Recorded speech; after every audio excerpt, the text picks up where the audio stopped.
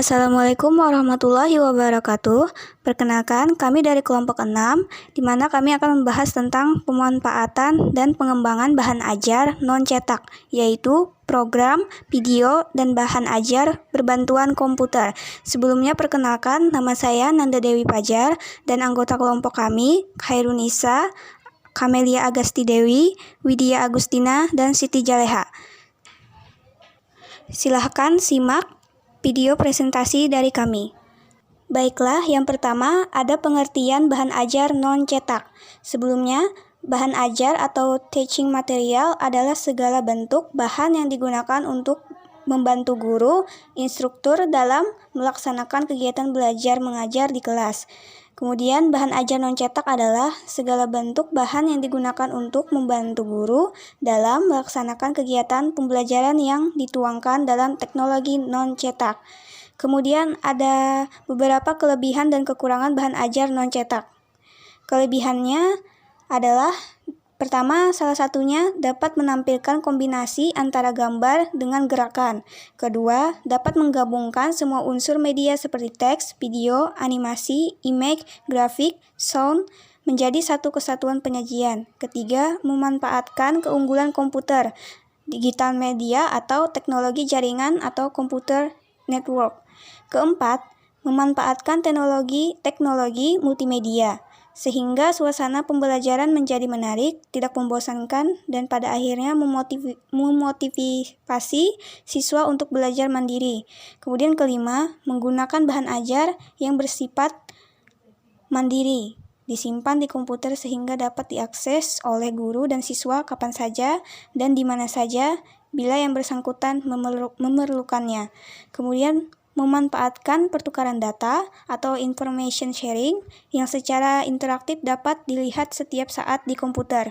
Di sini ada kekurangan bahan ajar non-cetak secara umum adalah yang pertama, membutuhkan alat yang lengkap untuk menggunakannya. Yang kedua, membutuhkan biaya yang relatif mahal untuk pengadaan alat bahan ajar non-cetak.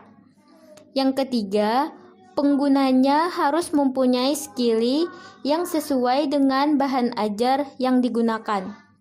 Yang keempat, adanya virus yang akan membuat file hilang. Berikut macam-macam bahan ajar non-cetak. Yang pertama, ada bahan ajar dengar audio. Dalam pembelajaran apapun, program audio memiliki 3 peran penting, antara lain untuk memberi ilustrasi yang lebih hidup sehingga dapat membuat pembelajaran menjadi lebih jelas dan tidak membosankan. Yang kedua, untuk menjadi pemicu belajar dengan teknik tertentu. Yang ketiga, sebagai alat pembelajaran utama, yaitu memperdengarkan uraian atau ceramah tentang keseluruhan materi yang diajarkan. Adapun langkah-langkah umum dalam penggunaan media audio sebagai media pembelajaran. Yang pertama, langkah persiapan. Kesesuaian dengan tujuan pembelajaran. Yang kedua, kesesuaian dengan materi yang akan disampaikan. Yang ketiga, situasi dan kondisi siswa. Di dalam langkah penerimaan, dalam langkah ini, diharapkan guru dan siswa dapat mengikuti pembelajaran dengan mendengarkan secara seksama. Dalam kegiatan lanjutan, kegiatan ini dapat dilakukan dengan melakukan refleksi dan tanya jawab antar guru dengan siswa. 2. Bahan ajar pandang, dengar, atau audio visual. Alat-alat audio visual adalah alat-alat audible, artinya dapat didengar, dan alat-alat yang visible, artinya dapat dilihat. Media audio visual mempunyai sifat sebagai berikut. A. Kemampuan untuk meningkatkan persepsi. B. Kemampuan untuk meningkatkan pengertian. C. Kemampuan untuk meningkatkan transfer atau pengalihan belajar. D. Kemampuan untuk memberikan penguatan atau pengetahuan hasil yang dicapai. E. Kemampuan untuk meningkatkan retensi atau ingatan. Macam-macam media audiovisual dibagi menjadi dua, yaitu film suara dan video atau VCD atau DVD. Pengajaran audiovisual juga mempunyai beberapa kelemahan, yaitu A. Media audiovisual tidak dapat digunakan di mana saja dan kapan saja, karena media audiovisual cenderung tetap di tempat. B. Biaya pengadaannya relatif mahal. C. Apabila guru tidak mampu berpartisipasi aktif, maka siswa akan cenderung menikmati visualisasi dan suaranya saja. 3. Bahan ajar multimedia interaktif.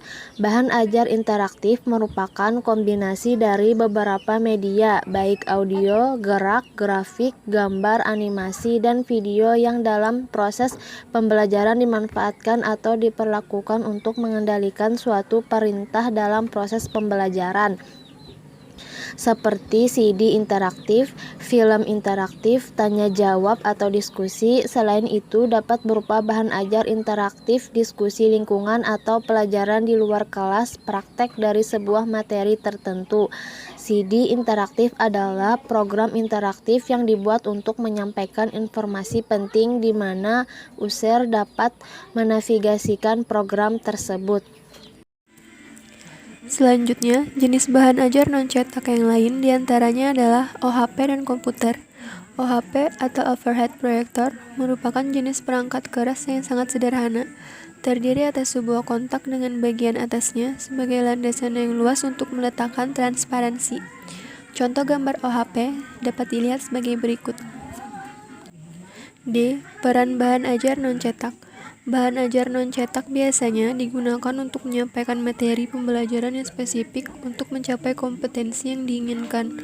Dalam hal ini, pemilihan materi yang akan disampaikan melalui bahan ajar non-cetak perlu disesuaikan dengan karakteristik setiap bahan ajar. Bahan ajar non-cetak dapat memberikan kontribusi positif dalam hal yang pertama, membantu terjadinya proses pembelajaran dan pengembangan kompetensi. Yang kedua, memberikan pengalaman belajar yang nyata atau real. Yang ketiga, memotivasi terjadinya tindakan atau action. Selanjutnya, materi yang terakhir yaitu E. Aspek-aspek pengembangan bahan ajar non-cetak. Beberapa jenis bahan pembelajaran digital yang lazim digunakan dalam pembelajaran secara online yaitu bahan ajar audio, video, PowerPoint presentation, modul elektronik atau buku sekolah elektronik, dan multimedia pembelajaran interaktif.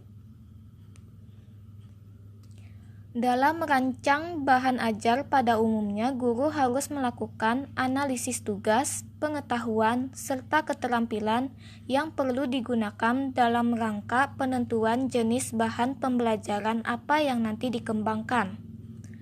Selanjutnya, guru mengembangkan bahan ajar sesuai prosedur masing-masing bahan ajar, hingga cara penyebaran bahan ajar tersebut. Di sini ada sedikit penjelasan mengenai beberapa bahan ajar tersebut. Bisa dilihat di PowerPoint berikut.